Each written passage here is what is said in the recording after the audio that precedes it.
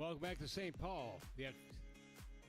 The third period coming up here in just a few moments. So right now, at the end of two periods, it's 2-1 in favor of the Minnesota Wild. With this straight now is the one they call the great Lou Nanne. Louis, thanks for joining us, and give us your impression. I like your jacket, by the way, that North Star jacket. That was from the alumni game. Nice and warm and heavy. You and I could make some money selling these things. Everybody's asking me, where do I get them? I said, right here. I'm telling you, this is the most popular jacket I've ever seen. I thought you'd have yours sold by now. I know you're always trying to get a buck. Yeah. How was Thanksgiving? Thanksgiving was great. Great to be home with the family, and came back to Minneapolis to have Thanksgiving dinner, and it was well worth it, believe me. It must be worth it. You left Florida to come here to this type of weather, so you had to enjoy it here. You know how much I like to eat, so if it's good, it's worth the trip. That being the case, give your impressions of the first two periods. Well, I really like the way the Wild have been able to play this whole month, but I'm just hopeful sometime when you get in a game like this and you got a team near the bottom of the league and you get off to a quick lead like they did, you got to watch the complacency factor, and you have to remember that the longer you let a team like that stay in, the more confidence they get. And you want to bury them, and I was hoping that they would have buried them by now, but thus far Gus has played really well in goal, and that's what the Wild have been getting all month long from Alston and Gus, and so I feel good about it, but I don't like close games. Yeah. I like to have the teams blown out by us, and then I'd feel better. Yeah, and I agree. The thing, I look at the next few games of the Wild come out, they're all teams below them in the standings, and you start to think, oh, this should be a cakewalk because these are below us in the standings. They could be at the bottom of that group, and very quickly they don't win the games. Well, everybody this week can beat anybody else if you're not ready to play. That's the great thing about the National League. They've got talent on every team that's exceptional, and you give them an opportunity, they could beat you. And so you have to always be ready to play. And there are going to be nights when one or two or maybe 5 or 6 guys aren't ready to play or play as well as they can.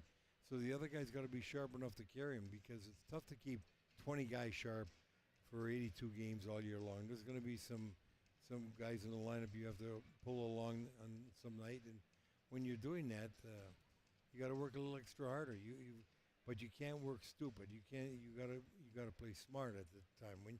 Whenever you see that you're laboring or the team is laboring, there's a tendency to try and do too much, and you got to make sure you don't do that. Yeah, one of the things also, I go back to look at Neil Broughton, for example. His birthday today, yep. By the way. Yeah. What, he's 66 years old? 66, yep. Well, happy birthday to Neil. Hope he's listening. Well, he's got 2 years on us. We're 64. Yeah, it's always happy birthday to Neil. Just a tremendous player, great guy, one of my favorite all-timers. And I'm so happy that he had such a magnificent career.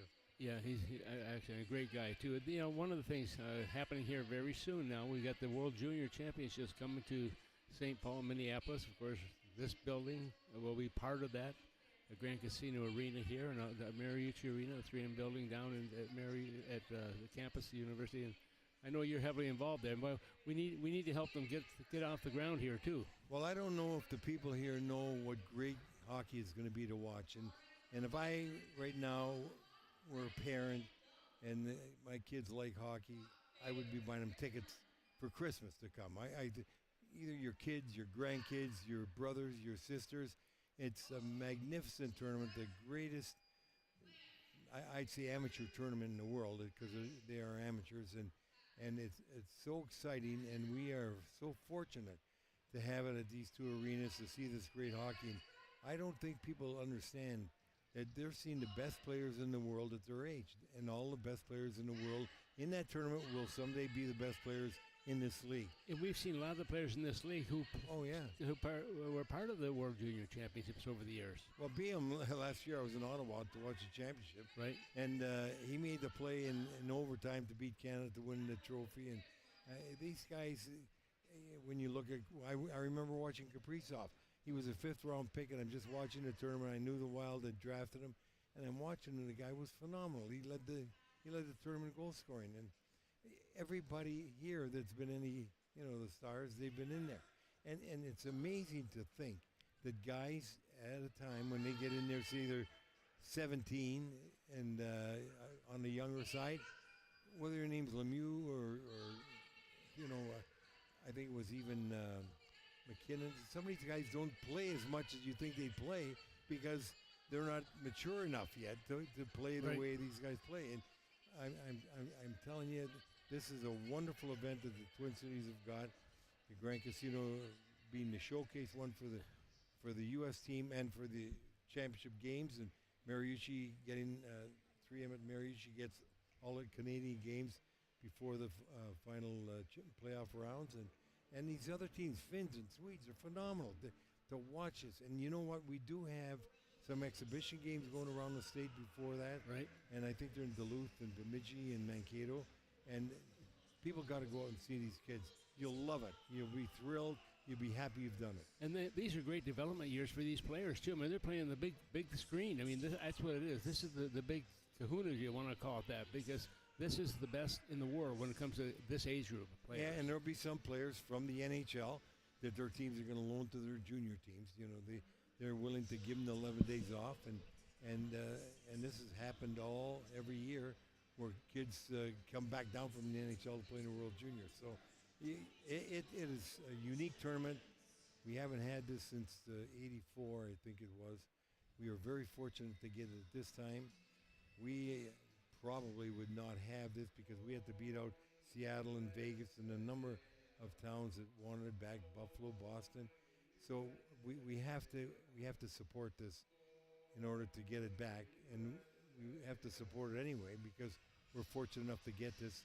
It's a showcase for hockey. Minnesota's the state of hockey, and they got to show their colors here and come here, support that U.S. team, see the other teams, and have a great, enjoyable 10, 11 days. Yeah, I think it's going to be great. You talk about being a showcase. Of course, we got the Olympics coming up, too, here. In just a few weeks, it's going to start. You know, again in February.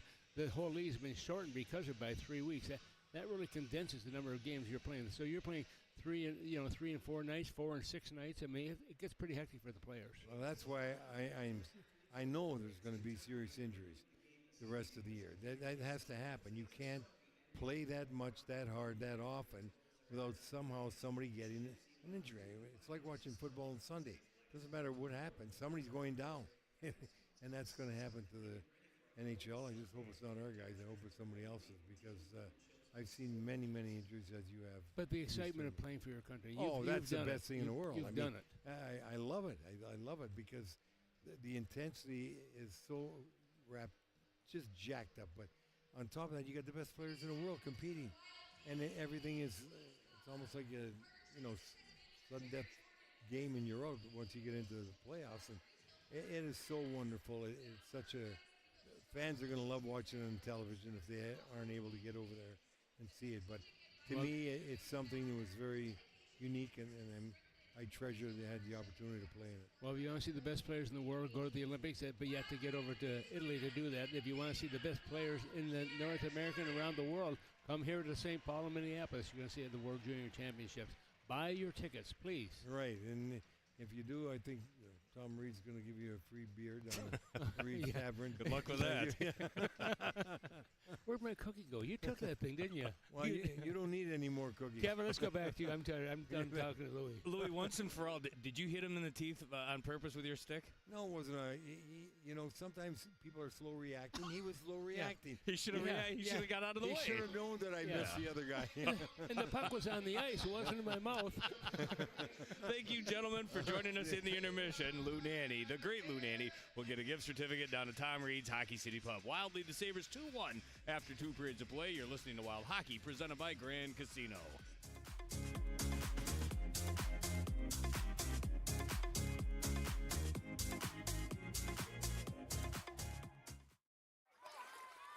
Take the leap.